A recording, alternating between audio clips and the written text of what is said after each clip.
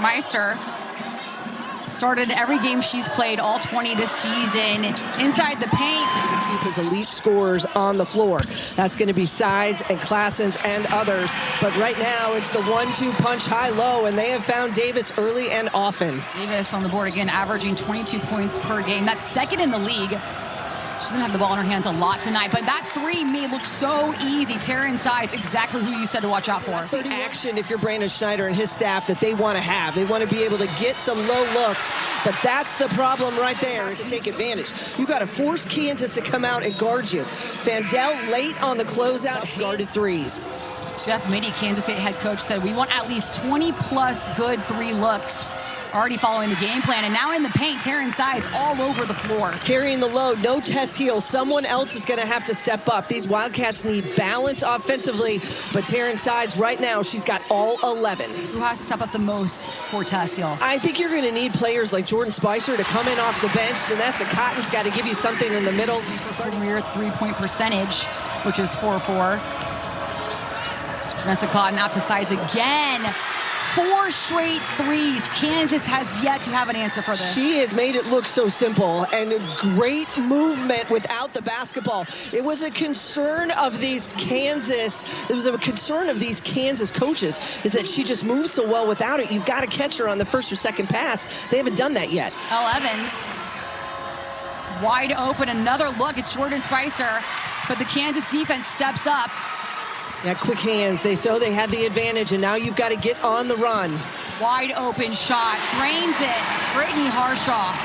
Those threes against this Jayhawks team. Lily Meister did a great job getting the ball. That's going to be out though for Reagan Williams. Yeah, that's the type of leadership and experience Brandon Schneider needs for this young group. Rena's driving in. Both teams have a lot of freshmen playing. Both are top 10 recruiting class. Samaya Nichols driving in, not able to have that, but offensive rebound saved by her teammate Davis. Ball kept back in Samaya Nichols' hands, finding Meister again in the paint. Out indefinitely, you've got to make some changes. Someone else is going to have to step up. Early in this first quarter, we saw it from Taryn Sides. Now it's back in Taryn Sides' hands. Garcia. Big block, though.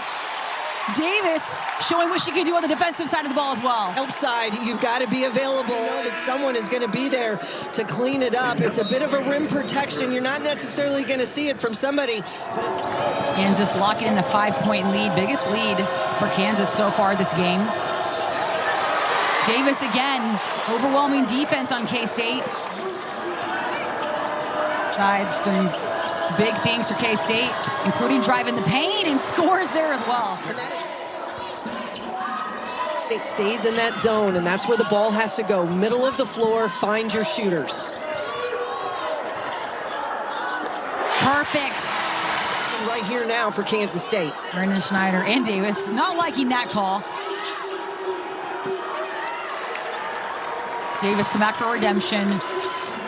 Nichols, fast pass outside to Elle Evans. Kansas able to get out of trouble. Nichols resetting, but back in the paint. Williams. And a hustle heads-up play. Strong with the basketball is Reagan Williams, a 6'3" sophomore. More and more minutes now that she's getting healthy. Kansas. Able to contain players like Samaya Nichols and Jalea Davis out front, but Nichols gets the ball to the middle of that zone, and then it's straight one-ons when they were out there. As we said, she missed 7 games in the middle of the pack here with injury. Williams just wide open in the paint. Kansas State defense really pressing on right now. Shot deep. For this Kansas squad to be able to extend themselves even bigger lead comes from the senior and Elle Evans. Makes the skip, shot clock running down, and Sanaya Spicer. It becomes very simple in this scenario when you are down at halftime. When you're down by 15, you've got to be able to generate opportunities. Now, with the made free throws, you get your full court pressure set. Maya White sets the post. Kansas. Copeland able to score around her. Able to make shots and get stops. And if you can get shots, whether it's the line or in the half court, then you put the full court pressure on. But Kansas is in attack mode, Shelby, because they've gotten to the free throw line. And so you got to make teams pay, but it's the aggressiveness and downhill, just like that of Reagan Williams, that time doesn't get a whistle. Kansas is also in the bonus for the rest of this quarter, something to watch out for. Get to go, but you do love the passion and the energy she's playing with. 10 seconds left in the corner, shot off. That's a big one from Hess. And that's removing 17 points a game in conference play for Jeff Mittie and his staff. That's big numbers to have to find and make out. She has handled the basketball and been the primary point guard position throughout the course of the season. It's allowed K-State to move Taryn Sides off the ball. Is out of the game now. Yeah, it looks as though they're going to try to take a peek at Samaya Nichols. Kansas up 22 points. 32 points. Probably the best time to take off.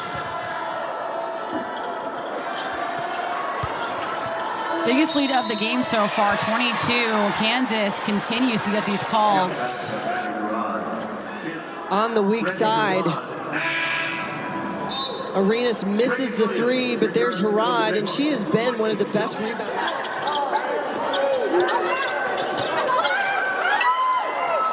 Outside. Big block, though. Brandy Harrod stepping in. Big defensive play for the Wildcats. They've been averaging about 70 points a game. And so they are looking at getting in the right space for themselves and where they want to be on the offensive end. But what I've been so impressed with today has been what they've done on the defensive side. Marshall, quick release, drains it. Another three in the books for Kansas. And that's going to include second chance opportunities. You can't give them up. Back-to-back misses from the three-point line for K-State. Jeff Mittie said we want at least 20-plus good three-point looks.